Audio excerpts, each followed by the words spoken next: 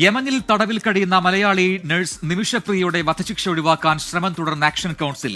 കൊല്ലപ്പെട്ട യമൻ പൗരൻ തലാൽ അബു മഹദിയുടെ കുടുംബവുമായി മനുഷ്യാവകാശ പ്രവർത്തകൻ സാമുൽ ജെറോം ചർച്ചകൾ തുടരും. നിമിഷപ്രിയയെ രക്ഷിക്കാൻ അടിയന്തര ഇടപെടൽ ആവശ്യപ്പെട്ട് എംപിമാരായ കെ രാധാകൃഷ്ണനും ഡോക്ടർ ജോൺ ബ്രിട്ടാസും സംസ്ഥാന സർക്കാർ പ്രതിനിധി പ്രൊഫസർ കെ വി തോമസും കേന്ദ്ര സർക്കാരിന് കത്തയച്ചു.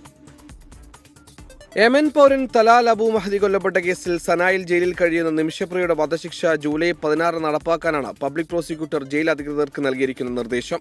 എല്ലാ നിയമ നടപടികളും പൂർത്തിയായ പശ്ചാത്തലത്തിൽ സനായിലുള്ള തലാലിന്റെ കുടുംബം മാപ്പ് നൽകുക മാത്രമാണ് നിമിഷപ്രിയയെ രക്ഷിക്കാനുള്ള ഏക മാർഗം. യമനിൽ തിരിച്ചെത്തിയ മനുഷ്യാവകാശ പ്രവർത്തകൻ സാമുൽ ജെറോം കൊല്ലപ്പെട്ട യമൻ പൗരൻ തലാൽ അബു മഹദിയുടെ കുടുംബവുമായി ചർച്ചകൾ തുടരുമെന്ന് അറിയിച്ചു. തലാലിന്റെ കുടുംബത്തിന് നേരത്തെ ദിയാദനം വാഗ്ദാനം ചെയ്തിട്ടുണ്ടെങ്കിലും ഇതുവരെ മറുപടി ലഭിച്ചിട്ടില്ല. കുടുംബാംഗങ്ങളിലെ ഭൂരിഭാഗത്തിനും അനുകൂല നിലപാടാണുള്ളതെന്നാണ് വിവരം. മാനുഷിക പരിഗണന മുൻനിർത്തി നിമിഷപ്രിയയുടെ മോചനത്തിനായി ഇടപെടാൻ തയ്യാറാണെന്ന് ഇറാൻ അറിയിച്ചിരുന്നു. ചർച്ചകൾ തുടരുന്നതിനിടെ